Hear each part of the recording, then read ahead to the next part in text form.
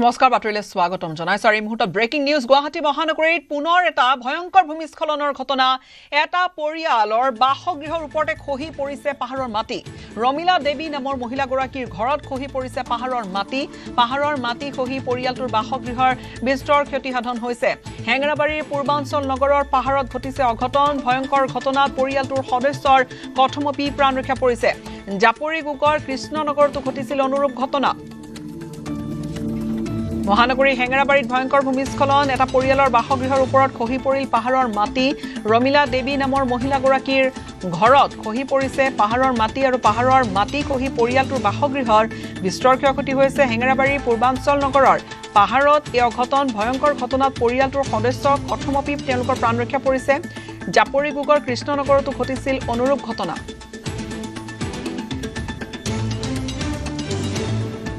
আৰু ইফালে গুৱাহাটীৰ জাপৰিগুগৰ কৃষ্ণনগৰৰ যি ভূমিস্খলন হৰিপুৰ অঞ্চলত এঘৰত খহি পৰিল পাহাৰৰ মাটি খহি বিস্তৰ ক্ষতি সাধন হৈছে ঘৰৰ ভিতৰৰ বিছনা আজবাব সকলো বিনষ্ট হৈছে সৌভাগ্যক্ৰমে প্ৰাণ ৰক্ষা পৰিছে ভুক্তভোগী পৰিয়ালটোৰ হৰহজ্যোতি পাঠক নামৰ লোকজনৰ ঘৰত এই ঘটনা সমীপৰে এখন পকী দেৱাল খহি আহি সোমাই পৰিছিল ঘৰটোত আৰু দৃশ্য আমি দেখুৱাইছো চাওক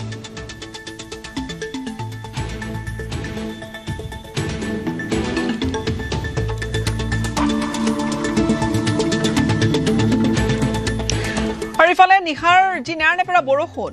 নিখাৰ বৰষুণত গুৱাহাটীত ভূমিস্খলন পাহাৰৰ মাটি খহি বন্ধ হৈ পৰিছে গান্ধী মণ্ডপলৈ যোৱা পথ দক্ষিণ হৰণীয়া পাহাৰত কেইবা ঠাইত খহিল পাহাৰৰ মাটি বোকাসহ খহি পৰিছে এজোপা বাঁহ গছ দক্ষিণ হৰণীয়া পাহাৰৰে আন এঠাইত খহি পৰিছে এজোপা গছ অঞ্চলটোত বিচ্ছিন্ন কৰি ৰখা হৈছে বিদ্যুৎ সংযোগ অঞ্চলটো পূৰ্বৰ পৰাই আচলতে চিনাক্ত কৰা হৈছিলে ভূমিস্খলন প্ৰবণ এলেকা হিচাপে আৰু তাৰ পিছত আজি পুৱাৰ ভাগৰ দৃশ্য এয়া পাহাৰৰ মাটি খহি আহিল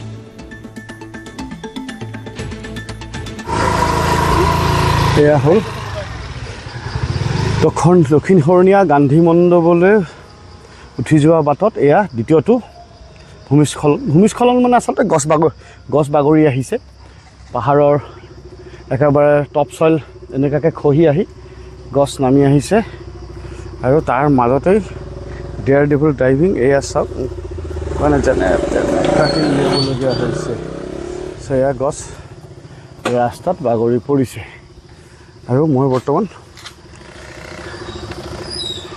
এই কাটি দিয়ে নি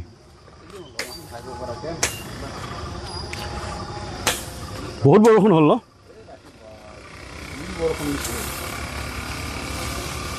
আমাৰ এইফালে অলপ বেছি হ'ল নেকি বৰষুণ এই ঠাই বিশেষে দিয়েতো ঠাই বিশেষে এয়া মোক তলৰ পৰা আহোঁতে বহুতে ক'লে দাদা ওপৰত নাযাব মই বোলো মইহে যাবলগীয়া মানুহজন হে মই গ'লেহে দেখুৱাব পাৰিম ৰাইজক এয়া চাওক গান্ধী মণ্ডপৰ দক্ষিণ হৰণীয়া পাহাৰ গছ এনেকুৱাকৈ বাগৰি আহিছে আৰু এয়া অকল এইখিনিতে নহয় আৰু দেখুৱাইছোঁ ৰাইজ অলপ আগলৈ আহক এইবোৰ দেখিছে নহয় এইবোৰ এয়া ওপৰতে গান্ধী মণ্ডপ আৰু সেই তলৰ পাহাৰ এনেকুৱাকৈ খহি আহিছে অকণমান দূৰত আছে গান্ধী মণ্ডপ তথাপি এই হৰণীয়া পাহাৰে তেনেকুৱাকৈ খহি আহিছে বৰষুণৰ বৰত ইয়াত বোলে কালি গোটা ৰাতি প্ৰচণ্ড বৰষুণ হৈছে আৰু বৰষুণৰ ফলত এনেকুৱাকৈ ঢিলা মাটি তললৈ আহি বাগৰি আহি এনেকুৱাকৈ গছবোৰ বাগৰি পৰিছে ডাঙৰ গছ বাগৰি পৰিছে ৰাইজ দেখিছোঁ মোৰ পিছফালে ডাঙৰ গছ বাগৰি পৰিছে আৰু দেখুৱাইছোঁ এইজোপাও বাগৰি পৰিছে সন্মুখত আৰু এজোপা গছ সেইজোপা গোটেই গান্ধী মণ্ডপলৈ উঠি আহিব নোৱাৰিব এতিয়া গোটেই ৰাস্তাই আবদ্ধ চাওঁ এইটো গছো বাগৰি পৰিছে একেবাৰে তললৈ 3 ঠাইত তেনেকুৱাকৈ ভূমিস্খলন হৈ গছ বাগৰি ৰাস্তাত আহিছে এঠাইত ডাঙৰকৈ বাঁহ এজোপা নামি আহিছে ইয়াত 4জোপামান গছ নামি আহিছে গান্ধী মণ্ডপলৈ উঠা এয়া বাট আৰু চাৰিওফালে এনেকুৱাকৈ গছ বাগৰি পৰিছে আহিছে এয়া এতিয়া লাহে লাহে GMC মানুহ আহিব গছ কাটি চফা কৰিব লাগিব ইলেক্ট্ৰিচিটিৰ তাঁৰৰ ওপৰত তেনেকুৱাকৈ পৰিছে GMC যিখিনি অহা যোৱা কৰিব লগা আছে সেইখিনিতো আহিব লাগিব নহয় ডাঙৰবোৰতো নোৱাৰিব ডাঙৰবোৰ নোৱাৰিব ডাঙৰবোৰ GMC উঠাৰ লাগিব বহুত বৰষুণ হৈছিলে নেকি কালি ৰাতি বহুত বৰষুণ ৰাতি নন ষ্টপ মানে এটা এই ঠাইত তেনেকুৱাকৈ গছ বাগৰিছে আগত দেখিলোঁ আগতো বাঁহ বাগৰিছে পৰিবই আৰু মাটিখিনি বৰষুণত ঢিলা হৈছে ওপৰত কিবা পৰিছে নেকি পাহাৰৰ ওপৰত এতিয়া সেইখিনি আগততো একো পোৱা দেখা নাই মই যোৱা নাই মই এইখিনি আহোঁতে স্কুলত ল'ৰাক থ'ব যাওঁতে দেখিলোঁ আপুনি নিজে অকণমান কাটি কুটি বাছটো মুকলি কৰি লৈছে ঠিকে কৈছে ভাল কৰিছে চ' এয়া গান্ধী মণ্ডপৰ বৰ্তমানৰ অৱস্থা দোধনৈত বনৰীয়া হাতীৰ গছকত এজনৰ মৃত্যু হৈছে হাতীৰ গছকত মন্টু নাথ নামৰ লোকজনৰ মৃত্যু মাছজাখিলি শিঙিজানি গাঁৱত ঘৰ আছিল মন্টু নাথৰ আৰু দোধনৈ ওপৰতলা হালনি ঝাৰৰ সমীপত এই ঘটনা মাছ ধৰিবলৈ আহি গোটেই নিশা পথাৰতে কটাইছিল চাৰিজন লোকে পুৱা আটাইকেইজনকে দেখি খেদি যায় হাতীটোৱে আৰু দুখন বাইকো ভাঙি চূৰ্ণ বিচূৰ্ণ কৰে বনৰীয়া হাতীয়ে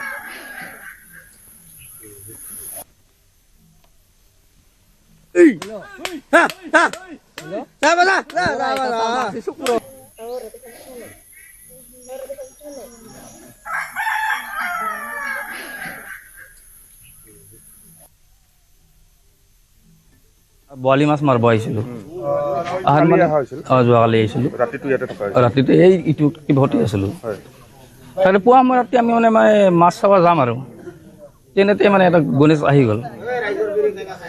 আহি প্ৰথমে বাইক দুখন ভাঙালোঁ তাৰপিছত আমি ওলাই দাউৰিলোঁ তাৰপিছত মানে সেই একজনক ধৰি পেলাইছে মন্টু নাথ হাতী এটাই আছিল বহুত ডাঙৰ আছিল বহুত ডাঙৰ হাতী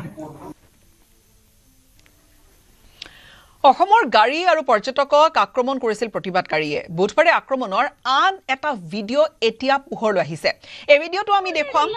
উদণ্ড প্ৰতিবাদকাৰীয়ে খেদি খেদি আক্ৰমণ কৰিছিল অসমৰ লোকক আঘাতপ্ৰাপ্ত হৈ থিতাতে বহি পৰিছিল একাংশ লোক দুচকীয়া বাহনেৰে আহিছিল 50ৰো অধিক আক্ৰমণকাৰী এয়া দেখুৱাইছোঁ হয়তো ছাদৰ ওপৰৰ পৰা লোৱা এটা ভিডিঅ' হয়তো কোনো ওখ ঠাইৰ পৰা বা অট্টালিকাৰ পৰা ওপৰৰ পৰা লোৱা এটা ভিডিঅ' য'ত আচলতে দেখা গৈছে যে কেনেকৈ তাত উদ্ভণ্ডালি চলিছিল একাংশ কেনেকৈ উগ্ৰ হৈ পৰিছিল এয়া 19 আগষ্টৰ শ্বিলঙৰ দৃশ্য 19 আগষ্টৰ নিশাৰ দৃশ্য আৰু এতিয়া নতুন নতুন ভিডিঅ' পোহৰলৈ আহিছে আৰু বহু তেনেকুৱা ভিডিঅ' ইতিমধ্যেই যথেষ্ট প্ৰতিক্ৰিয়াৰ সৃষ্টি কৰিছে একাংশ কেনেকৈ উগ্ৰ হৈ পৰিছিল অসমৰ গাড়ী আৰু পৰ্যটকক আক্ৰমণ কৰিছিল প্ৰতিবাদকাৰীয়ে এই মুহূৰ্তত যি দৃশ্য আমি দেখুৱাইছোঁ এয়া চাওক বুধবাৰৰ আক্ৰমণৰ আন এটা ভিডিঅ' আহিছে পোহৰলৈ উদণ্ড প্ৰতিবাদকাৰীয়ে খেদি খেদি আক্ৰমণ কৰিছিল অসমৰ লোকক আঘাতপ্ৰাপ্ত হৈ থিতাতে বহি পৰিছিল একাংশ লোক দুচকীয়া বাহনেৰে আহিছিল 50ৰো অধিক আক্ৰমণকাৰী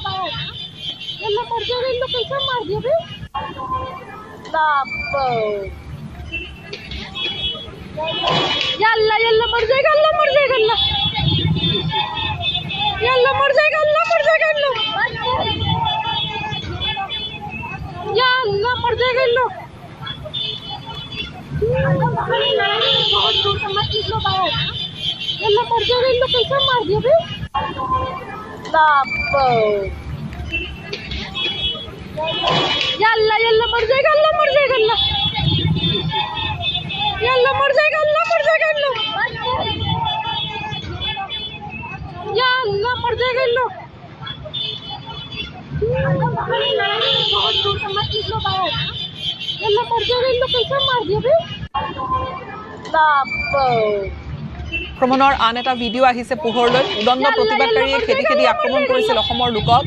আঘাতপ্ৰাপ্ত হৈ থিতাতে বহি পৰিছিল একাংশ লোক দুচকীয়া বাহনেৰে আহিছিল 50ৰো অধিক আক্ৰমণকাৰী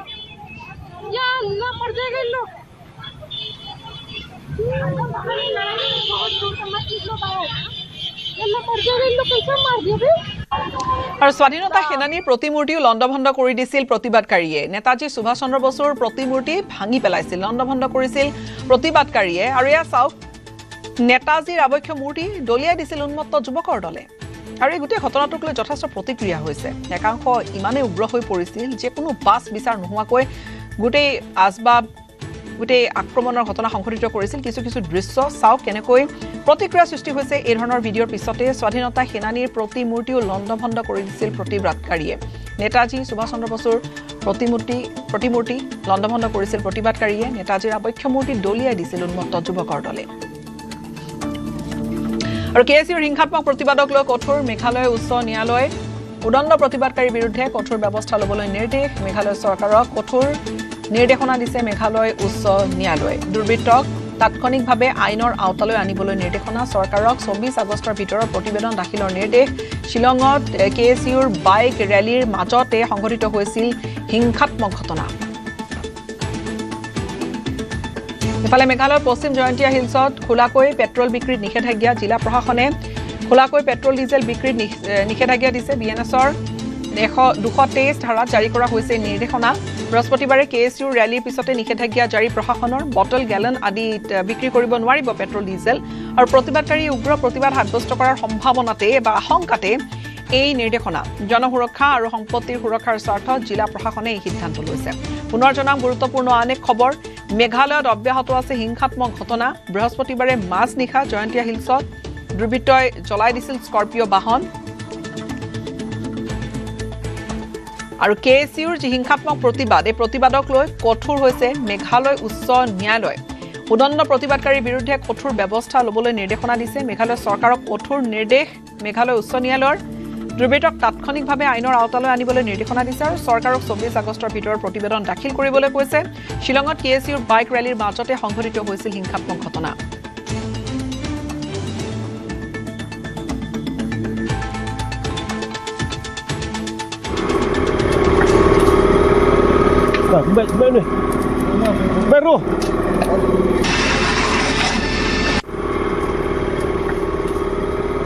আৰু মেঘালয়ৰ পশ্চিম জয়ন্তীয়া হিলছত খোলাকৈ পেট্ৰল বিক্ৰীৰ নিষেধাজ্ঞা কিন্তু লগতে এই মুহূৰ্তত আন এক খবৰ মেঘালয়ত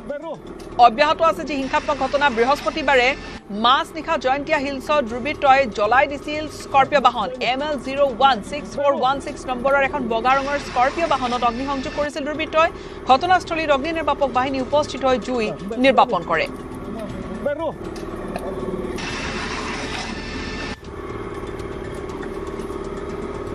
আৰু মেঘালয়ত আৰক্ষী চকীলৈ পেট্ৰল বোমা নিক্ষেপৰ দৰে ঘটনা নংমাইচং আৰক্ষী চকীলৈ দুষ্কৃতিকাৰীয়ে পেট্ৰল বোমা নিক্ষেপ কৰিছিল ঘটনাত হতাহত হোৱা নাই সৌভাগ্যক্ৰমে কোনো লোক নিশা 9 বজাৰ পৰা 9:30 বজাৰ ভিতৰত এই ঘটনা সংঘটিত কৰিছিল দুষ্কৃতিকাৰীয়ে দুষ্কৃতিকাৰীক বিচাৰি আৰম্ভ মেঘালয় আৰক্ষীৰ অনুসন্ধান পূব খাচী হিলছত BNSSৰ 163 ধাৰা জাৰি কৰা হৈছে KSUৰ প্ৰতিবাদৰ প্ৰতি লক্ষ্য ৰাখি কটকটীয়া নিৰাপত্তা ব্যৱস্থা সদৰ আৰক্ষী থানাৰ অন্তৰ্গত অঞ্চলত BNSSৰ 163 ধাৰা জাৰি কৰা হৈছে আজি পূব খাচী হিলছত প্ৰতিবাদ সাব্যস্ত কৰাৰ কথা আছিল KSUৰ আৰু শ্বিলঙত KSUৰ প্ৰতিবাদী ৰেলীৰ মাজতে সংঘটিত হৈছিল হিংসাত্মক ঘটনা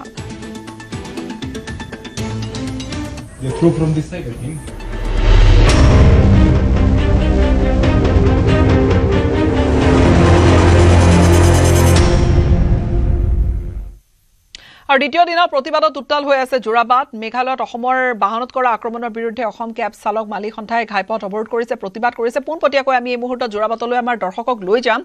যোৰাবাটত পুৱাৰ ভাগৰে পৰা আমাৰ গোটেই পৰিৱেশ দেখুৱাই আছে সতীৰ্থ প্ৰিয়ব্ৰতে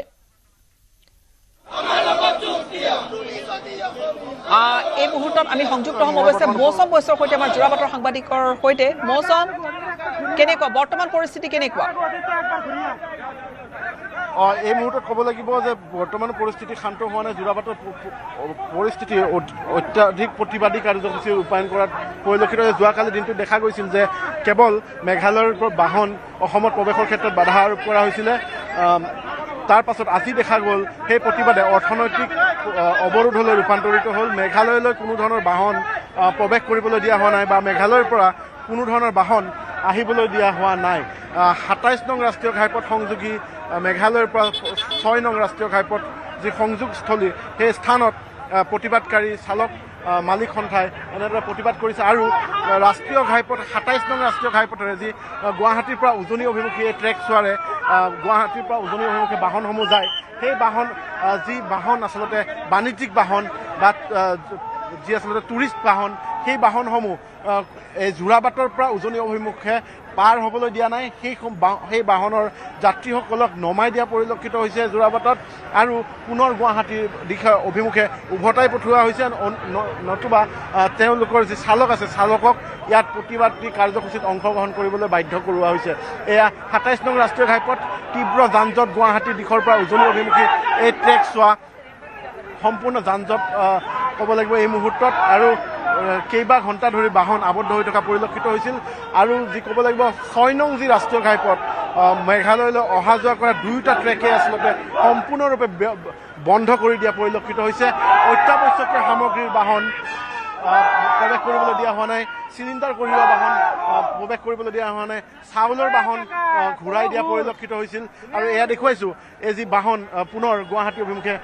ঘূৰাই পঠিওৱা হৈছে টুৰিষ্ট বাহন যি আচলতে গুৱাহাটীৰ পৰা উজনি অভিমুখে যাবলৈ গৈছিলে কিন্তু এই বাহন এই যোৰাবাটৰ পৰা পুনৰ গুৱাহাটীলৈ উভতাই পঠিওৱা পৰিলক্ষিত হ'ল ৰাজপথ চোৱা এই ৰাজপথ এয়া 27 নং ৰাষ্ট্ৰীয় ঘাইপথ গুৱাহাটীৰ পৰা উজনি অভিমুখী ট্ৰেক এই ট্ৰেক সম্পূৰ্ণৰূপে এতিয়া টুৰিষ্ট বাহনৰ চলাচলৰ ক্ষেত্ৰত নিষেধাজ্ঞা আৰোপ কৰিছে এওঁলোকে যি চালক আৰু মালিক সন্থা আছে তেওঁলোকে প্ৰতিবাদী চালক মালিক সন্থাই সম্পূৰ্ণৰূপে বন্ধ কৰি দিছে আৰু ৰাজপথ চোৱাত আমি পুনৰ 6 নং ৰাষ্ট্ৰীয় ঘাইপথলৈ যাম যি মেঘালয়ৰ প্ৰৱেশ পথ সেই 6 নং ৰাষ্ট্ৰীয় ঘাইপথলৈ যাম মেঘালয়ৰ প্ৰৱেশৰ সেই 6 নং ৰাষ্ট্ৰীয় ঘাইপথৰ দৃশ্য দেখুৱাম এই 6 নং ৰাষ্ট্ৰীয় ঘাইপথৰ মেঘালয়ৰ প্ৰৱেশৰ যি শ্বিলং অভিমুখী ট্ৰেক আছে সম্পূৰ্ণৰূপে বন্ধ কৰি দিয়া হৈছে এই ট্ৰেকৰে মেঘালয়লৈ কোনো ধৰণৰ বাহন ই বাণিজ্যিক বাহনেই হওক বা ব্যক্তিগত বাহনেই হওক কোনো ধৰণৰ বাহনৰ প্ৰৱেশ কৰিবলৈ দিয়া নাই আৰু তেওঁলোকে এনেদৰে প্ৰতিবাদ সাব্যস্ত কৰিছে বিভিন্ন দল সংগঠন বৰ্তমান আহি এই স্থানত উপস্থিত হৈ অসম ৰাজ্যিক চালক সন্থাৰ যি প্ৰতিবাদ আছে সেই প্ৰতিবাদত সহযোগ কৰিছে তেওঁলোকে বিভিন্ন শ্লোগান দিছে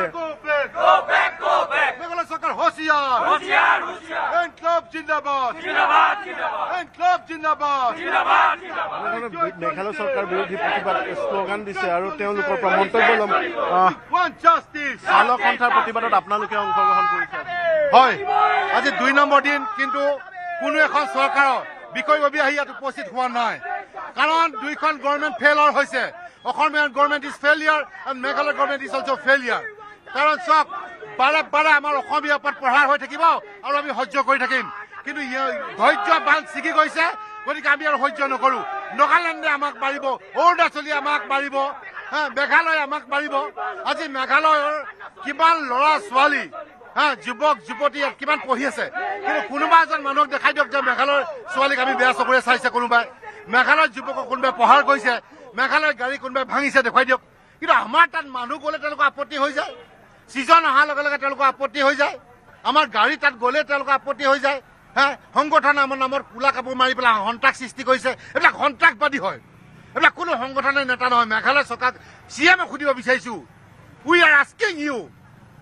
যে তেওঁলোক সন্ত্ৰাসবাদী না সংগঠন এটা আপুনি স্পষ্ট কৰক কৰ্ণা চাংমাই মিষ্টাৰ CM আৰু মিষ্টাৰ CM মেঘালয় CM ক'ব বিচাৰিছোঁ যে আপোনালোকৰ মানুহে তাত যিমান আমাৰ গাড়ী ভাঙিছিলে প্ৰত্যেকখন গাড়ী কম্পেনচেশ্যন দিয়াৰ উপৰিও প্ৰত্যেকজন ব্যক্তিক 2 লাখ টকা কম্পেনচেশ্যন দিব লাগিব আৰু যেতিয়ালৈকে নিদিব আমি কিন্তু এৰি নিদিওঁ চিধা কৰা স্পষ্ট কথা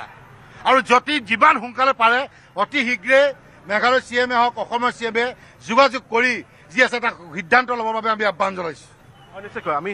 চালক সন্থাৰ ওচৰলৈ যাম চালক সন্থাৰ সভাপতি আছে অসম ৰাজ্যিক চালক সন্থাৰ সভাপতিৰ ওচৰলৈ যাম তেওঁলোকৰ যি যোৱাকালিৰ প্ৰতিবাদ আছিলে আজি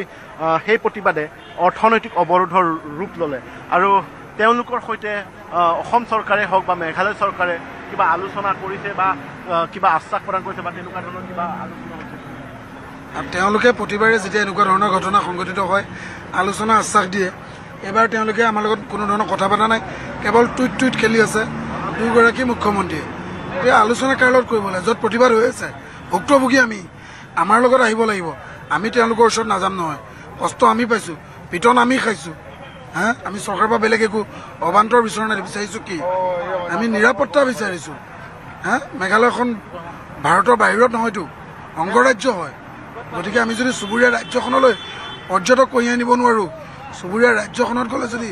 সুকলমে ঘূৰি আহিব নোৱাৰোঁ তেতিয়াহ'লে তাৰ কাৰণে অপৰাধী কোন জগৰীয়া কোন মেঘালয় চৰকাৰ মেঘালয় প্ৰশাসন নহয় গতিকে মেঘালয় প্ৰশাসনৰ দায়িত্ব হ'ব লাগে অসমবাসী ৰাইজৰ ওচৰত ক্ষমা খোজা অসমবাসী ৰাইজক ক্ষমা খুজিব লাগে যে তেওঁলোকে আমাক সুৰক্ষিত ব্যৱস্থা কৰি দিব পৰা নাই আপোনালোকৰ প্ৰতিবাদ যোৱাকালি দেখা গৈছিল কেৱল মেঘালয়ৰ বাহনসমূহৰ ক্ষেত্ৰত বাধা আৰোপ কৰিছিল কিন্তু আজি দেখা গৈছে আপোনালোকে অৰ্থনৈতিক অৱৰোধৰ ৰূপ ল'লে সেই প্ৰতিবাদে মেঘালয় চৰকাৰৰ গা লৰা নাই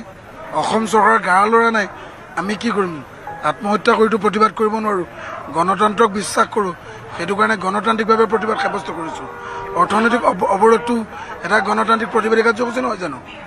গতিকে প্ৰতিবাদৰ ভাষা বুজি নাপালে ইয়াতকৈও ভয়ংকৰ পৰিৱেশ হৈ গৈ থাকিব। কিন্তু বৰ্তমান আপোনালোকে দেখা গৈছে গেছৰ বাহন যে চিলিণ্ডাৰ ভৰ্তি বাহন সেই ঘূৰাই পঠোৱা পৰিলক্ষিত হৈছে, খাদ্য সামগ্ৰী কঢ়িওৱা চাউলৰ বাহনো ঘূৰাই পঠোৱা পৰিলক্ষিত হৈছে। এনেদৰে মেঘালয়ৰ সাধাৰণ জনতা সংকটত নপৰিব জানো? চাওক, এইবোৰ স্বতঃফুতভাৱে কৰিছে। আপুনিতো এইটো ক'ব নোৱাৰে যে আমি গৈ পেলাই তেওঁলোকক খেদিছোঁ। স্বতঃফুতভাৱে বন্ধ হৈছে আৰু হ'বই, কাৰণ আক্ৰমণটো আৰম্ভণি কোনে কৰি থাকে? আজি যিমান গাড়ী ভাগিছে আপুনি তেনেকুৱা এটা ক'ব পাৰিব জানো যে তাৰ প্ৰতিশোধ হিচাপে আমি তেওঁলোকৰ গাড়ী ভাগিছোঁ? গতিকে আমি কালিয়ে কিয় প্ৰশাসন নাহিলে? অৰ্থনৈতিক অৱৰোধ নহ'ল হয় যদি কালি দুইখন চৰকাৰ প্ৰশাসনীয় উচ্চ পদস্থ বিষয়াসকলে আহি আলাপ আলোচনা কৰিলে হয়, এটা সিদ্ধান্ত ল'লে হয়। গতিকে সৰ্বসাধাৰণ ৰাইজৰ প্ৰতি এই চৰকাৰ দুখন দায়বদ্ধ নহয়, আমাৰ প্ৰতি এই চৰকাৰখন দায়বদ্ধ নহয়। গতিকে তেওঁলোকে চৰকাৰে ৰং চাই আছে। হয়, নিশ্চয়কৈ এয়া অসম চালক সন্থাৰ অসম ৰাজ্যিক চালক সন্থাৰ সভাপতিৰ মন্তব্য শুনোৱালোঁ। আৰু আমি দেখুৱাম মেঘালয়ৰ পৰা এয়া অসমত প্ৰৱেশ কৰা 6 নং ৰাষ্ট্ৰীয় ঘাইপথৰ ট্ৰেক, আৰু এই ট্ৰেকটোত সম্পূৰ্ণৰূপে বন্ধ কৰি দিয়া পৰিলক্ষিত হৈছে। এই ট্ৰেকেৰে কোনো এখন বাহন অসমলৈ বৰ্তমান প্ৰৱেশ কৰিব নোৱাৰে। আৰু অন্য দিশলৈ আমি পুনৰবাৰ সেই দৃশ্য দেখুৱাম যি বাহন আহিছিলে গুৱাহাটী দিশৰ পৰা, সেই বাহন দেখুৱাইছোঁ। চালকসকলে এনেদৰে অৱৰোধ কৰা পৰিলক্ষিত হৈছে।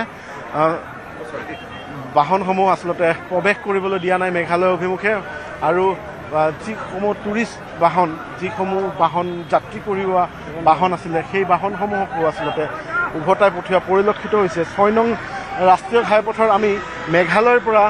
যি অসমলৈ আহে সেই ট্ৰেকলৈ যাম আৰু সেই ট্ৰেকৰ দৃশ্যও দেখুৱাম। এয়া মেঘালয়ৰ দিশৰ পৰা অসমলৈ প্ৰৱেশৰ এই ট্ৰেক চোৱা, আৰু ইয়াত উৰণ সেতুৰ তলৰ অংশ, এই তলৰ অংশটো এনেদৰে অৱস্থান কৰিছে। আৰু আনহাতে দেখুৱাম যি ট্ৰেকেৰে আচলতে 6 নং ৰাষ্ট্ৰীয় ঘাইপথ মেঘালয়ৰ পৰা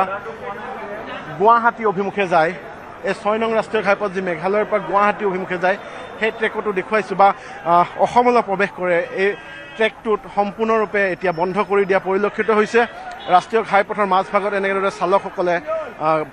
বাহন তেওঁলোকৰ ৰখাই প্ৰতিবাদ কৰিছে। ৰাজপথৰ ওপৰত তেওঁলোকে বহি এনেদৰে প্ৰখৰ ৰ'দতো প্ৰতিবাদ কৰা পৰিলক্ষিত হৈছে। যে প্ৰতিবাদকাৰীয়ে ৰাজপথৰ মাজত আছে, আমি তেওঁলোকৰ পৰা মন্তব্য ল'ম।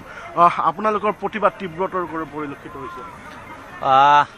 আমি লাচিত সেনাই যোৱাকালি মেঘালয় চৰকাৰখনক 48 ঘণ্টাৰ সময়সীমা বান্ধি দিছিলোঁ। আমাৰ অসমৰ যাত্ৰীবাহী যিসমূহ গাড়ীৰ ক্ষতিসাধন কৰা হৈছে তেওঁলোকক যাতে উচিত ক্ষতিপূৰণ দিয়ক 48 ঘণ্টাৰ ভিতৰত। লগতে যিসকল পৰিয়ালক হাৰাশাস্তি কৰা হ'ল, আক্ৰমণ কৰা হ'ল, তেওঁলোকৰ সন্মুখত মেঘালয় চৰকাৰে, বিশেষকৈ মেঘালয়ৰ মুখ্যমন্ত্ৰী কনৰাড চাংমাই ৰাজহুৱাভাৱে ক্ষমা খোজক। সেই 48 ঘণ্টাৰ 24 ঘণ্টা উকলি গৈছে, কিন্তু তেওঁলোকৰ ফালৰ পৰা এটা সাধাৰণ টুইট দি দায়িত্ব সামৰা হৈছে। তেওঁলোকে যদি ভাবিছে যে এয়া দুদিনীয়া এখন আন্দোলন, তাৰ পাছত ইয়াৰ পৰা সকলো আঁতৰি যাব, তেওঁলোকে পুনৰ এনেকুৱা ধৰণৰ ঘটনাই আকৌ পুনৰাবৃত্তি কৰিব, তেওঁলোকৰ ভুল। 24 ঘণ্টা বাকী আছে। অহাকালিৰ ভিতৰত যদি অসমৰ ক্ষতি কৰা গাড়ীসমূহৰ চালকসকলক উচিত ক্ষতিপূৰণ নিদিয়ে আৰু মেঘালয় চৰকাৰে ক্ষমা নোখোজে ৰাজহুৱাভাৱে, তেতিয়াহ'লে মেঘালয়ৰ কোনো যাত্ৰী, কোনো গাড়ীক অসমৰ 1 ইঞ্চি মাটিতো সোমাবলৈ দিয়া নহ'ব। লাচিত সেনাই এয়া হুংকাৰ দিছে। লগতে অসমৰ মুখ্যমন্ত্ৰীক উচিত পদক্ষেপ গ্ৰহণ কৰিবলৈ অনুৰোধ জনাইছোঁ। যদিহে কালিৰ ভিতৰত ক্ষতিসাধন দিয়া নহয় আৰু ক্ষমা খোজা নহয়, মেঘালয়ৰ কোনো গাড়ী, কোনো মানুহক অসমত সোমাব দিয়া নহ'ব। আৰু গুৱাহাটী চহৰত মেঘালয়ৰ যিসমূহ লোকে ব্যৱসায় কৰি আছে সকলো ব্যৱসায় সম্পূৰ্ণৰূপে বন্ধ কৰি দিয়া হ'ব। এয়া লাচিত সেনাই আমি কঠোৰ ভাষাৰে সকীয়াই দিছোঁ। নিশ্চয়কৈ গীতাশ্ৰী, এই মুহূৰ্তত ক'ব লাগিব প্ৰতিবাদে তীব্ৰতৰ ৰূপ লৈছে। যোৱাকালি দেখা গৈছিল কেৱল বাহনৰ প্ৰৱেশৰ ক্ষেত্ৰত বাধা আৰোপ কৰা হৈছিল। আজি লাচিত সেনাৰ নেতৃত্বই তেওঁলোকে কৈছে যে মেঘালয়ৰ লোককো প্ৰৱেশৰ ক্ষেত্ৰত বাধা আৰোপ কৰিব। আৰু কালিলৈ তেওঁলোকে গুৱাহাটীত যিসকল মেঘালয়ৰ লোকে ব্যৱসায় কৰি আছে তেওঁলোকৰ ক্ষেত্ৰতো বাধা আৰোপ কৰিব বুলি তেওঁলোকে ইতিমধ্যে অৱগত কৰিছে। এয়া দেখুৱাইছোঁ টুৰিষ্ট বাহন গুৱাহাটীৰ পৰা উজনি অভিমুখে গৈছে। এই গোটেই কথাখিনি আমি বুজিছোঁ। মৌচম, যদি এটা কথা কয় যে যিসকল পৰ্যটক তাত আবদ্ধ হৈ আছে, আনকি বৰ্ণিহাটত নমায়ো দিয়া হৈছে, খবৰো ওলাইছে বা এই খবৰো আহিছে, সেই পৰ্যটকসকল তেওঁলোক কেনেকৈ আহিছে বা তেওঁলোকৰ বৰ্তমান কিমানজন আছে, কিবা তেনেকুৱা সংখ্যা বা কি তেওঁলোকে ব্যৱস্থা কৰিছে, কি ধৰণৰ, যদিও বা হেল্পলাইন নম্বৰ মুকলি কৰা হৈছে? হয় বৰ্তমান কিছু মুহূৰ্তৰ আগলৈকে দেখা গৈছিল যিসকল টুৰিষ্ট মেঘালয়ৰ পৰা অসম অভিমুখী আহিছিল সেই তেওঁলোকৰ বাহন বৰ্ণিহাটৰ কোনো এটা স্থানত ৰখাই দিয়া হৈছিল আৰু তাৰ পাছত তেওঁলোকে খোজকাঢ়ি যোৰাবাটৰ এই স্থানত আহি উপস্থিত হৈছিলে আৰু কিমান সংখ্যক টুৰিষ্ট তাত আছে বৰ্তমানলৈকে জানিব পৰা হোৱা নাই যদিও যিসকল টুৰিষ্টে অসম অভিমুখে আহিছিলে তেওঁলোকক আচলতে বৰ্ণিহাটৰ কোনো এটা অংশত নমাই দি এনেদৰে অহাৰ পাছত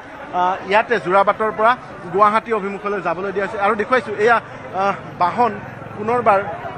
তেওঁলোকে যি টুৰিষ্ট বাহন পুনৰ ৰখোৱা পৰিলক্ষিত হৈছে টুৰিষ্ট বাহন কোনো কাৰণতে গুৱাহাটীৰ পৰা উজনি অভিমুখে যাবলৈ দিয়া হোৱা নাই প্ৰতিখন বাহন তেওঁলোকে উভতাই পঠাইছে যাত্ৰীক নিউজ 18ৰ সাংবাদিক আছে আমাৰ সাংবাদিক তেওঁৰ বাহনখনো ৰখা পৰিলক্ষিত হৈছে কিন্তু আৰক্ষীয়ে যাবলৈ দিছে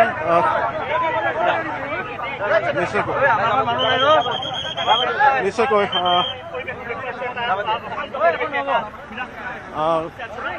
এয়া দেখুৱাইছে টুৰিষ্ট বাহনসমূহ যি নম্বৰ প্লেট অসমৰ বা হওক বা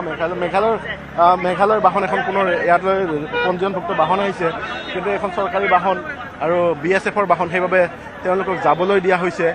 কিন্তু আচলতে টুৰিষ্ট বাহন কোনো কাৰণতে যেন উজনি অভিমুখে যাবলৈ দিয়া হোৱা নাই এই মুহূৰ্তত ৰাষ্ট্ৰীয় ঘাইপথ এই 27 নং ৰাষ্ট্ৰীয় ঘাইপথৰ ওপৰত এনেদৰে প্ৰতিবাদকাৰীসকলে বাহনসমূহ ৰখাইছে যাৰ ফলত ক্ৰমাৎ যান জঁট তীব্ৰতৰ হৈছে এই যান জঁট হয়তো খানাপাৰা পাৰ হৈ যাব কিয়নো দীৰ্ঘ সময় ধৰি এই যান জঁটৰ সৃষ্টি হৈছে যি আচলতে বাহন ট্ৰাক অন্যান্য যি ব্যক্তিগত বাহন সেই বাহনসমূহো কিছু সময় হ'লেও ৰৈ যাবলৈ বাধ্য হৈছে কিয়নো তীব্ৰ যান জঁটৰ সৃষ্টি হৈছে 27 নং ৰাষ্ট্ৰীয় ঘাইপথত গুৱাহাটীৰ পৰা উজনি অভিমুখী সেই ৰাষ্ট্ৰীয় ঘাইপথ আৰু আমি পুনৰবাৰ ভিডিঅ' জাৰ্নেলিষ্টক উৰণ সেতুৰ তলৰ অংশ কিছু আঁতৰৰ পৰা দেখুৱাবলৈ অনুৰোধ জনাইছোঁ উৰণ সেতুৰ তলৰ যি মেঘালয়ৰ সংযোগী 6 নং ৰাষ্ট্ৰীয় ঘাইপথৰ দুয়োটা ট্ৰেক আমি দেখুৱাবলৈ চেষ্টা কৰিম ভিডিঅ' জাৰ্নেলিষ্ট অঞ্জনে দেখুৱাব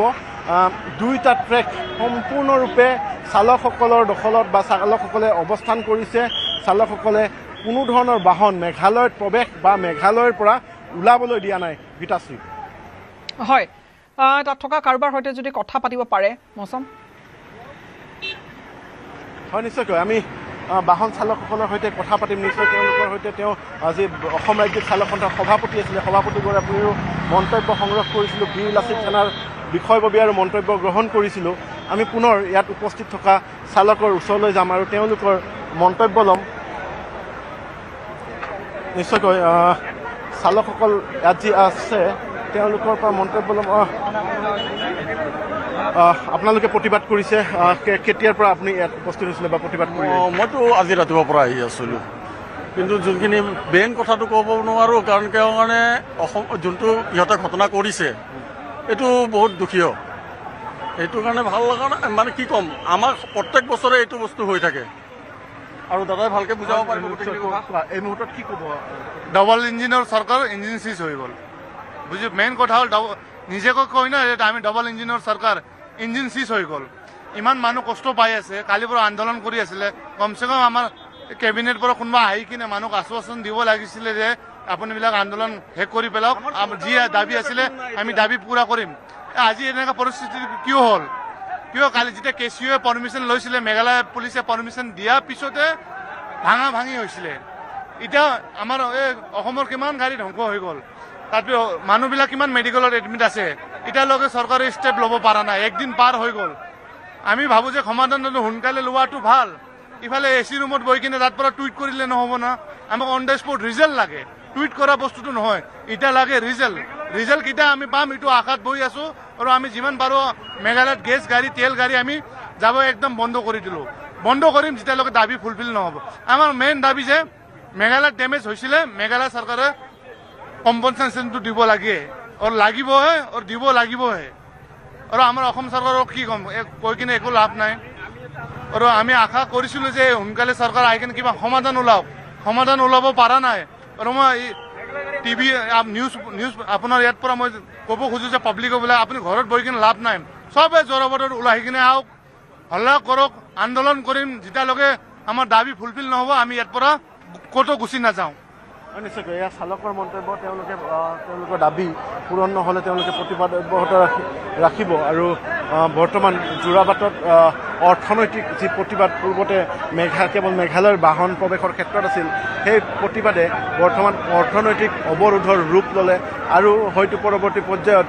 আৰু অধিক তীব্ৰতৰ হোৱা এই প্ৰতিবাদ অধিক তীব্ৰতৰ হোৱাৰ আশংকা নুই কৰিব নোৱাৰি এই মুহূৰ্তত। গীতাশ্ৰী, হয়, আমি এই মুহূৰ্তত বিদায় লৈছোঁ আপোনাৰ পৰা। পৰৱৰ্তী সময়ছোৱাত আমি পুনৰ সংযুক্ত হ'ম।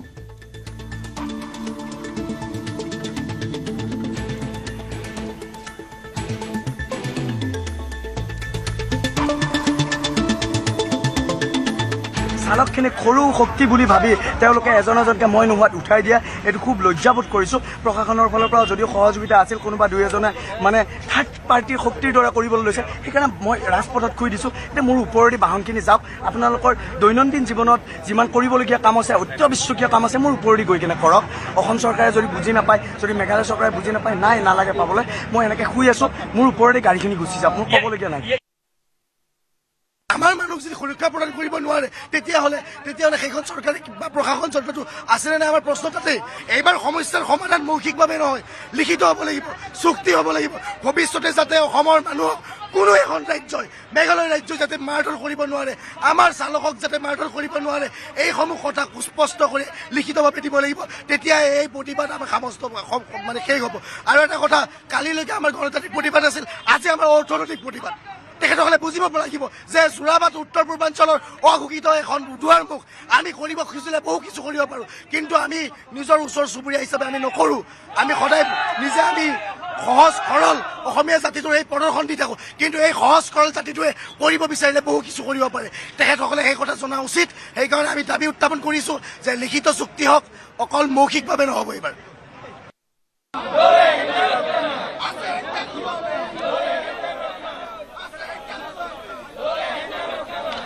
মেঘালয়ৰ ঘটনাৰ ওপৰত দুখ প্ৰকাশ কৰিছে মন্ত্ৰী চৰণ বড়োৱে। মেঘালয়ত যিখিনি ইনচিডেণ্ট হ'ল, খুব দুখ লগা বিষয় হ'ল। তো যিয়ে নহওক, আমি চবেই দুখ পাইছোঁ এইটো বিষয় লৈ। এইটো হ'ব নালাগিছিল। মেঘালয় ইমান টুৰিজিমৰ ক্ষেত্ৰত আগবাঢ়িছে, আৰু মেঘালয়ৰ যিমান টুৰিষ্ট যায় গোটেই অসম হৈয়ে যায়। ইয়াৰ কাৰণে অসম মেঘালয় চবৰে যথেষ্ট লাভ হৈছে, বিজনেছ চলিছে। তো এই সময়ত এইবিলাক হোৱাটো আমাৰ কাৰণে খুব বেয়া কথা, দুখ পাইছোঁ। তো যিয়ে নহওক, দুখন ৰাইজৰ যিহেতু বিষয়, এই বিষয়ৰ লগত দুখন চৰকাৰ আলোচনা কৰি আছে, আৰু ইমিডিয়েট এইটো মীমাংসা হ'ব, আৰু আগৰ পৰিৱেশটো ঘূৰি আহিব। আৰু এইটো ঘূৰি আহিলেহে অসম মেঘালয় চবৰে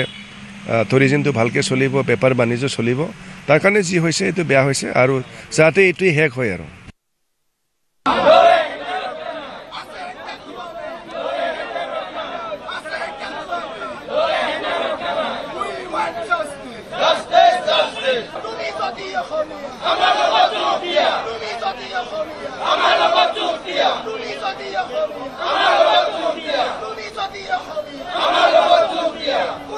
আৰু শীঘ্ৰে আচলতে এই গোটেই যিটো পৰিৱেশ শীঘ্ৰে সমাধানৰ দাবী কৰিছে, প্ৰতিবাদ অব্যাহত ৰাখিছে। মেঘালয়ৰ ঘটনাৰ ওপৰত দুখ প্ৰকাশ কৰিছে মন্ত্ৰী চৰণ বড়োৱে।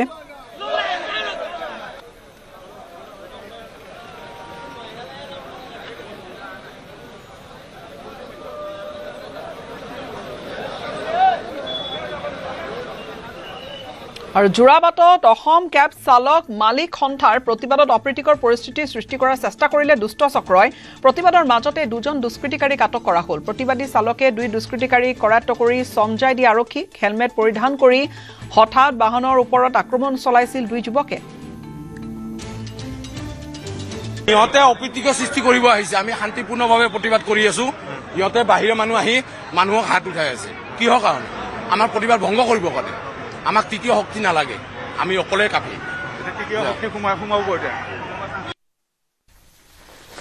আৰু মেঘালয়ত পুনৰ অসমৰ বাহনত আক্ৰমণ কৰিলে দুৰ্বৃত্তই। মুখত ক'লা কাপোৰ বান্ধি অহা দুৰ্বৃত্তৰ শিলাবৰ্ষণ। শিলচৰৰ পৰা গুৱাহাটী অভিমুখী ট্ৰাকলৈ শিলাবৰ্ষণ। AS01OC5622 নম্বৰৰ এই ট্ৰাকখনত আক্ৰমণ কৰিলে দুৰ্বৃত্তই। পুৱা 5 বজাত দুখন বাহনত আহিছিল দুৰ্বৃত্তৰ দলটো, আৰু শ্বিলং বাইপাছৰ সমীপত অসমৰ বাহনত আক্ৰমণৰ ঘটনা। শ্বিলং বাইপাছ নাপাওঁতে এইখিনি জেগাতে মোক তাৰমানে সাপ আছিল, তো চৰাইটোত মোক ছিগনেল দিছিল গাড়ীটো নম্বৰবিহীন গাড়ী আছিল মোক ছিগনেল দিছিল মই ৰখা নাই এন্তে পুৰা কালা কাপোৰ পিন্ধা মাস্ক পিন্ধা আছিল পাথৰটো লৈ মোক মাৰি দিলে পাথৰটো কিন্তু এইখিনি জেগাত মই ৰখিলে মোৰ কাৰণে বিপদ আছিল উগ্ৰপন্থীৰ ব্যৱহাৰ মানুহে যে গাড়ীৰ ভিতৰত এনে বাহিৰত আছিল দুটা গাড়ীৰ ভিতৰত আৰু কেইটামান আছিল হ'ব গাড়ীৰ ভিতৰতো দেখা নাই 5টা বজাত পুৱা আজি পুৱা দুটা আছিল দেখা পাইছো মই আৰু এটা আৰু গাড়ীৰ ভিতৰত কেইটা আছিল গম নাপাওঁ পাথৰ মাৰিছে ইমান নাই মইতো অকলে আমাৰ আগে পিছে গাড়ী আছিল আৰু সিহঁতে মানে কোনো গাড়ী ৰখা নাই নম্বৰ প্লেট চাই মানে গাড়ী লৈ পিছা কৰি আছে না আগে পিছে ঘূৰি আছে গাড়ী লৈ সিহঁতে অসমৰ গাড়ীবোৰ পিছা কৰে তাতে 4-5জন মান হ'ব নেকি গাড়ীতে এল্টো গাড়ী আছিল নম্বৰবিহীন গাড়ী আছিল মই অকলে আছিলো আমাৰ আগে পিছে গাড়ী আছিল আৰু মই শিলচৰৰ পৰা আহি আছিলো মেঘালয় পুলিচে কোনো ধৰণৰ ব্যৱস্থা লোৱা নাই নেকি কোনো ধৰণৰ ব্যৱস্থা লোৱা নাই আৰক্ষী নাই এইখিনি জেগাত 20 কিলোমিটাৰ জেগাত কোনো আৰক্ষী নাই শিলচৰৰ পৰা আজি উত্তপ্ত অসম মেঘালয় পৰিস্থিতি মেঘালয়ত আবদ্ধ হৈ আছে অসমৰ বহু পৰ্যটক আৰু 50খনৰো অধিক পৰ্যটকৰ বাহন এতিয়া আবদ্ধ হৈ আছে মেঘালয়ত অসমৰ লগতে আন ৰাজ্যৰ পৰ্যটকো এতিয়া আবদ্ধ হৈ আছে একেদৰে ভয় শংকাৰ মাজতে অতিবাহিত কৰিছে সময় এইসকল লোকে तो कल का मैच था डुरान कप का कोलकाता से आए थे 1500 किलोमीटर जर्नी करके बहुत तकलीफ हुआ आज भी बहुत तकलीफ हुआ हार्ट के पैर दर्द कर रहा है हीरो दल का खेला अभी जा रहे हैं या आ रहे हैं अभी कोलकाता लौट जा रहा है बट बहुत तकलीफ हो रहा है आज तो सब बस भी कैंसिल हो गया आज कैसे घर लौटेंगे कोई मालूम नहीं है बहुत तकलीफ वाला बीवी है बच्चे है अभी आने में रास्ते में रुका जा रहा है हाँ 3 जगह रुका गया उनको लोग को रिक्वेस्ट करे उसके बाद उन लोग आधा घंटा बाद छोड़े बहुत पहले वो लोग क्या बोल रहे हैं कि नीचे हम लोग के साथ बात नहीं कर रहे ड्राइवर लोग के साथ बात कर रहे हैं क्या बोल रहे हैं कुछ नहीं लैंग्वेज में या हाँ लोकल में छोटा गाड़ी मिला था लेकिन सामने भैया गाड़ी भैया रोक दिया गाड़ी जाने नहीं दूंगा पहले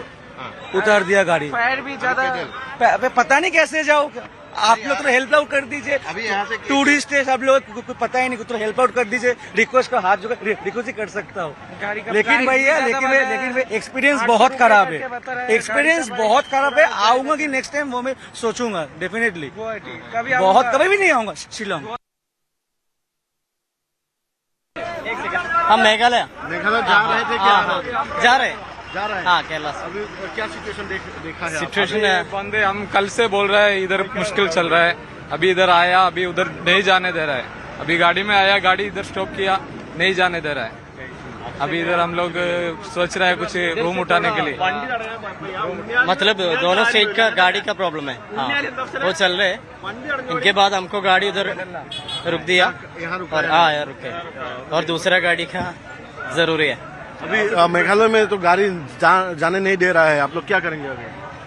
पता नहीं रूम उठेगा मतलब कोई रास्ता नहीं है आदमी लोग बोलता है नहीं जाओ अभी इधर प्रोटेक्ट चल रहा है ना अभी वो भी हम एक्सेप्ट करना पड़ता है इसलिए हम इधर कोई रूम उठेगा इधर रुकेगा तो बहुत मुश्किल में फंस गया है लेकिन अभी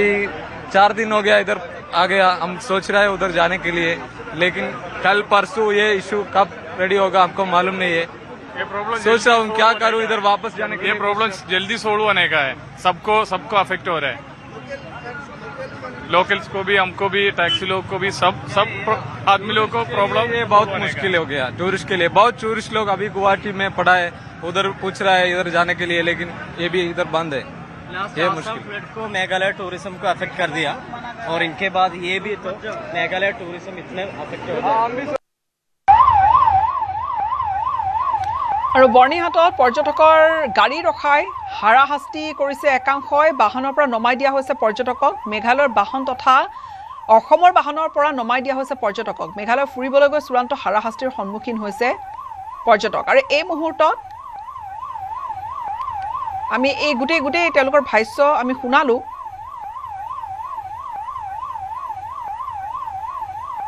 আৰু এনেকৈ আজি উত্তপ্ত অসম মেঘালয় পৰিস্থিতি মেঘালয়ত আবদ্ধ হৈছে অসমৰ বহু পৰ্যটক 50খনৰো অধিক পৰ্যটকৰ বাহন আবদ্ধ হৈছে মেঘালয়ত ক'লা পতাকা লগাই মেঘালয়ৰ পৰা আহিল ৰোগী কঢ়িওৱা এম্বুলেন্স এম্বুলেন্সখনত কিয় এনেকৈ পতাকাখন লৈ অনা হৈছিলে জবাবদিহি কৰিলে চালকক এম্বুলেন্সৰ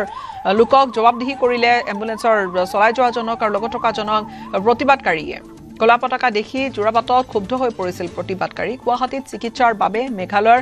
পৰা ৰোগী কঢ়িয়াই অনা এম্বুলেন্সখনত আঁৰি থোৱা আছিলে এখন ক'লা পতাকা এম্বুলেন্সৰ পৰা ক'লা পতাকা এৰুৱাই চালকক জবাবদিহি কৰিছিল প্ৰতিবাদকাৰীসকলে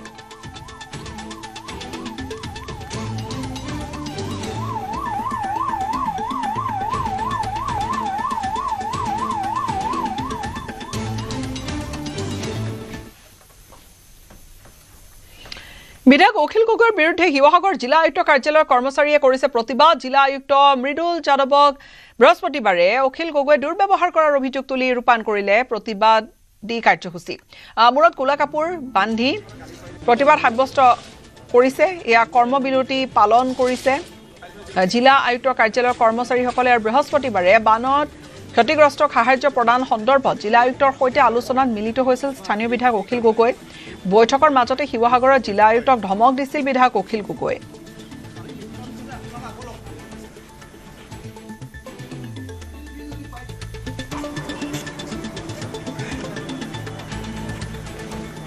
আমি প্ৰত্যেকে ফেচবুক খুলি ল'ব লাগিব আৰু প্ৰত্যেকে নিজৰ কাম দেখাব লাগিব তেনেহ'লে আমি সেইটোৱে কথা গতিকে আমি কাৰো এগেইনষ্টত নাই যোৱা আমি ব্যৱহাৰৰ এগেইনষ্টত গৈছোঁ আমি ল'ৰা ছোৱালী কাইলৈ কি শিক্ষা দিম আমি কি শিক্ষা দিম শিক্ষা গ্ৰহণ কৰি আমি মানুহক বেয়া ব্যৱহাৰ কৰিবলৈ শিকাম নে কি শিক্ষা দিম গতিকে আমি মোৰ ভুল হ'ব পাৰে কিছুমান কথাত কিন্তু আমি দুখ পাইছোঁ তো গোটেইখিনি ভিডিঅ'ত আছিলে আমিতো চৰকাৰ নিয়ম মতে পলিচি মতে কাম কৰি আছোঁ কিন্তু তেখেতৰ এটা দুৰ্ব্যৱহাৰ কৰিলে ইণ্টিমিডিয়েট কৰিলে এণ্ড চৰি চুপে ৰেকৰ্ড কৰি এইটো মিডিয়াকে দিলে and that was not the way honourable MLA should operate এইটো আটাইতকৈ ডাঙৰ কথা যে তাৰ যিটো ভিজুৱেল সেই ভিজুৱেলটো সেই বৈঠকখনত আপোনালোকৰ কেমেৰা এলাউ আছিল নে নাই পাৰ্মিশ্যন আছিল নে নাই আনৰ লুকাই কৰিছে আমিতো এলাউ কৰা নাছিলোঁ মইতো ফাৰ্ষ্ট আমি আপোনাৰ চেম্বাৰক মাতিছিলোঁ তেখেতৰ অহা নাই কৈছে কি তাতে কৰিম এণ্ড লুকাই এইটো ওলালে কিবা একশ্যন আপোনালোকৰ ফালৰ পৰা তাৰ বিৰুদ্ধে কৰিছে নেকি সেই ভিজুৱেলছখিনিৰ বিৰুদ্ধে আমিতো ফাৰ্ষ্ট আমাৰ বান আক্ৰান্ত ৰাইজ কেনেকৈ সহযোগ আগবঢ়াবলৈ আমি কৰিব পাৰোঁ এইটো ফাৰ্ষ্ট চাম এণ্ড এইবিলাক আমি পাছত মই আপোনাৰ অফিচৰ ষ্টাফ লগত আহ্বান কৰিম অনুৰোধ কৰিম কি এইটো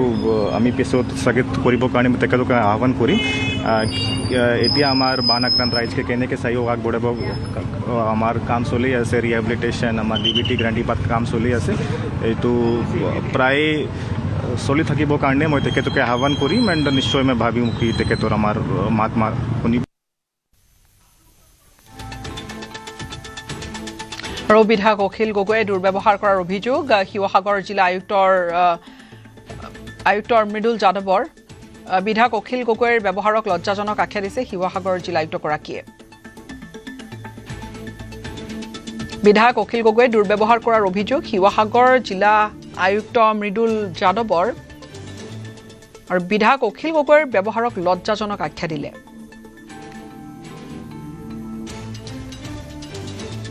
ইফালে শিৱসাগৰৰ বিজেপি জিলা কাৰ্যালয়ত সংবাদমেল সম্বোধন কৰে সোণাৰীৰ বিধায়ক ধৰ্মেশ্বৰ কোঁৱৰ জিলা প্ৰভাৰী লক্ষ্য কোঁৱৰ আৰু জিলা সভাপতি বিতুপন ৰাইডঙিয়াই বিধায়ক অখিল গগৈয়ে বিগত কেইটা দিনত দিয়া কিছুমান বক্তব্যক লৈ ক্ষোভ প্ৰকাশ কৰিছে বিজেপি নেতৃত্বই বানৰ সময়ত অখিল গগৈয়ে কৰা ৰাজনৈতিক মন্তব্যই সীমা অতিক্ৰম কৰা বুলি অভিযোগ তোলে লক্ষ্য কোঁৱৰে আৰু ৰাইজৰ দলৰ একাংশ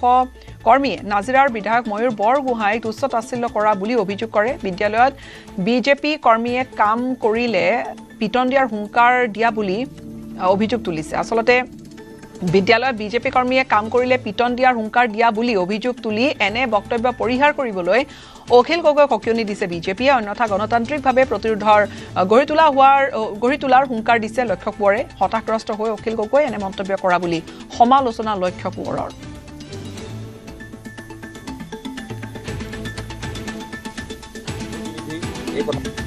যে অখিল গগৈ ডাঙৰীয়াই সকলো সীমা চেৰাই গৈ গণতন্ত্ৰত যিটো অত্যন্ত এটা ভয়ংকৰ কথা সেইকাৰণে চাগে প্ৰধানমন্ত্ৰী ডাঙৰীয়াই তেখেতৰ বক্তব্যটো এটা কথা কৈছিল স্বাধীনতা দিৱসৰ যে দিমাগী নক্সাল অখিল গগৈ তাকেই প্ৰতিফলন ঘটিছে কালি তেওঁ এটা বক্তব্যত কৈছে যে তেখেতে বিদ্যালয়ৰ যিটো সাহায্য পুঁজি আহিব এই সাহায্য পুঁজিত যদি ভাৰতীয় জনতা পাৰ্টিৰ কোনোবা সদস্যই চকু দিয়ে তেতিয়াহ'লে তেওঁ পিটন দিব। এইটো কেনেকুৱা ধৰণৰ গণতান্ত্ৰিক পৰিভাষা এজন জনপ্ৰতিনিধিৰ? আমি তেখেতক সুধিব বিচাৰিছোঁ যে তেখেতে ইয়াৰ বাবে ক্ষমা খুজিবনে নাই। ভাৰতীয় জনতা পাৰ্টীৰ এজন সদস্যজন হৈছে এজন সমাজৰ নাগৰিক। তেওঁৰ সেই স্থানীয় বিদ্যালয়খনত যদি এটা ৰাজহুৱা অনুদান আহে, সেই ৰাজহুৱা অনুদানত চকু দিয়াটো এজন সচেতন নাগৰিকৰ দায়িত্ব। আৰু এজন সচেতন নাগৰিকৰ যদি সেই দায়িত্ব পালন কৰোঁতে যদি অখিল গগৈ পিটন দিয়ে, তেনেকুৱা ধৰণৰ কথা কয়, আমি তেখেতক আহ্বান জনাইছোঁ এনেকুৱা বক্তব্য পৰিহাৰ কৰক। তেওঁ এটা কথা মনত ৰখাটো উচিত যে ভাৰতীয় জনতা পাৰ্টীয়ে 2026 চনৰ বিধানসভা নিৰ্বাচনত আমাৰ 82জন আমাৰ নিজৰ নিৰ্বাচিত হৈছে আৰু 102জনৰ সৈতে আমাৰ NDA আমাৰ জোঁটৰ বিধায়ক আমাৰ বিজয়ী হৈছে। তেখেতৰ দল 2টা সমষ্টিত বিজয়ী হৈছে। তেওঁ তাতে এই কথাটো দম্ভালি মাৰি কোৱাটো উচিত নহয় যে ভাৰতীয় জনতা পাৰ্টীৰ সদস্যক তেওঁ পিটন দিব। যদি একেটা কথাকে যদি ৰিচিপ্ৰকেট কৰে ভাৰতীয় জনতা পাৰ্টীয়ে, ভাৰতীয় জনতা পাৰ্টীয়ে কেতিয়াও এইটো নকৰে, কাৰণ আমি গণতন্ত্ৰত বিশ্বাসী এটা দল। আৰু তেওঁ কিহৰ দালালিৰ কথা কৈছে? দালালচোন তেওঁৰ দলতেই ভৰি আছে। তেওঁ যিবোৰ বিষয় লৈ তেওঁৰ দলৰ সদস্যই সংবাদমেল আহ্বান কৰিছিলে, সেই বিষয়তচোন সেইজন ব্যক্তিকে অব্যাহতি দিবলগীয়া অৱস্থাত পৰিছে। অৰ্থাৎ এটা কথা প্ৰমাণ হৈছে যে অখিল গগৈ ডাঙৰীয়া তেখেত হতাশাগ্ৰস্ত হৈছে।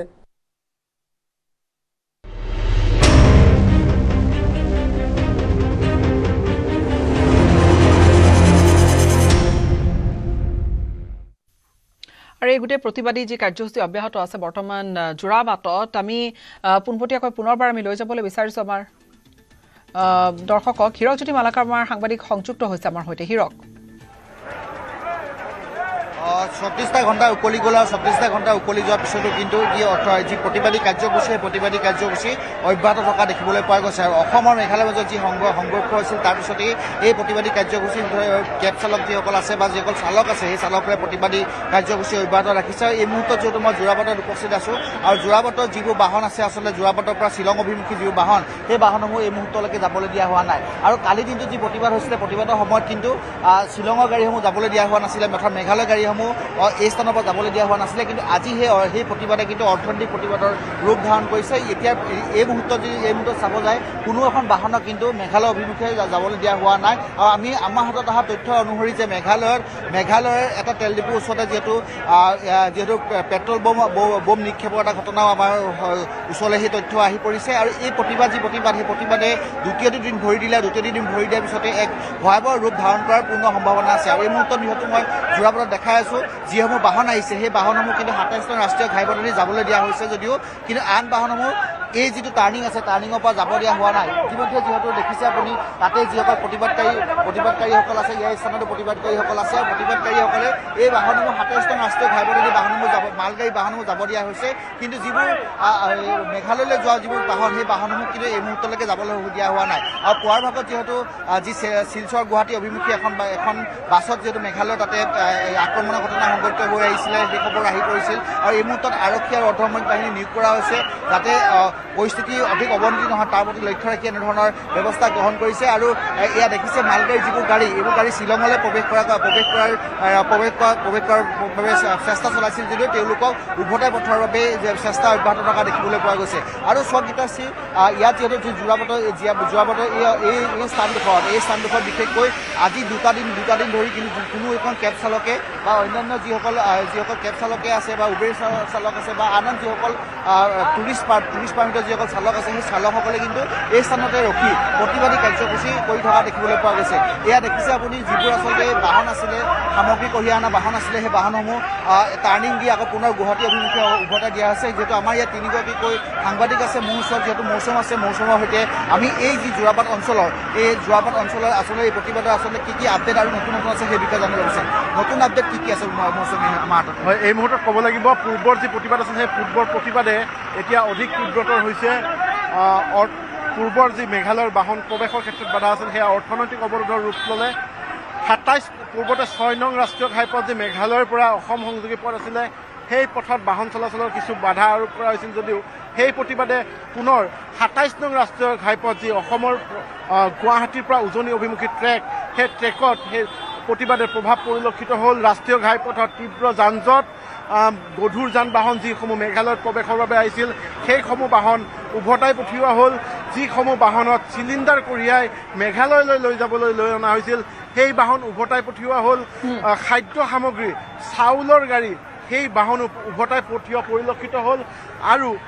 মেঘালয়ৰ পৰা যি অসমলৈ প্ৰৱেশৰ 6 নং ৰাষ্ট্ৰীয় ঘাইপথ সেই ৰাষ্ট্ৰীয় ঘাইপথতো প্ৰতিবাদে অধিক তীব্ৰতৰ হোৱা পৰিলক্ষিত হ'ল। ৰাষ্ট্ৰীয় ঘাইপথৰ ওপৰত এখনৰ পাছত এখন তিৰপাল তৰি দিয়া হ'ল। পূৰ্বতে এখন তিৰপাল নীলা সৰু তিৰপাল এখন তৰিছিল, তাৰ পাছত হালধীয়া ডাঙৰ তিৰপাল এখন টানি দিয়া হ'ল। ৰাষ্ট্ৰীয় ঘাইপথৰ মাজভাগত যি বাণিজ্যিক আচলতে বাহন, যি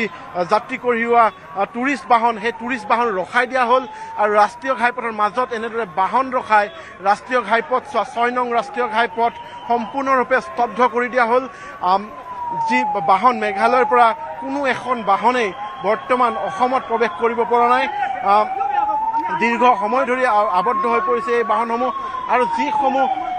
বাহন চালক আছিলে আমি তেওঁলোকৰ পৰা মন্তব্য ল'ম। দাদা আপোনাৰ ওচৰলৈ আহিছোঁ। সম্পূৰ্ণৰূপে স্তব্ধ মেঘালয়ৰ সৈতে সংযোগ,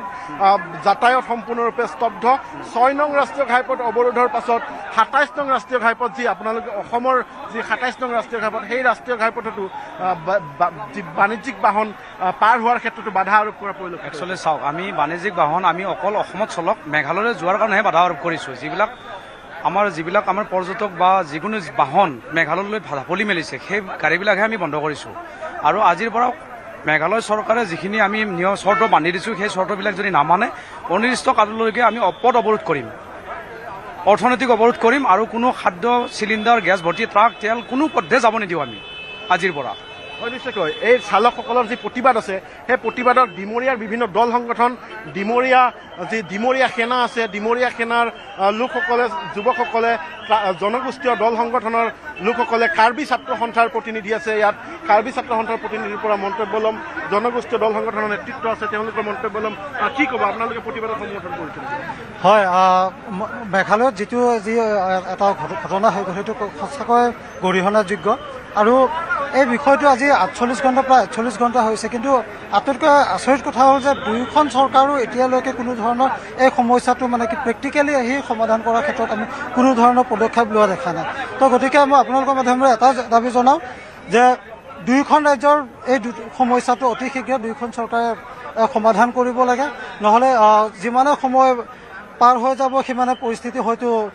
মানে কি আকৌ বেয়ালৈ যাবগৈ। কাৰণ সকলো লোক আজি অসমৰ ৰাইজ স্বতঃস্ফূৰ্তভাৱে ওলাই আহিছে। আৰু মেঘালয়তো তেখেতসকলক খাচী স্তৰে আমি মৌচম এই মুহূৰ্তত আপোনাৰ পৰা বিদায় লৈছোঁ। আমি পৰৱৰ্তী সময়ছোৱাত পুনৰ সংযুক্ত হ'ম।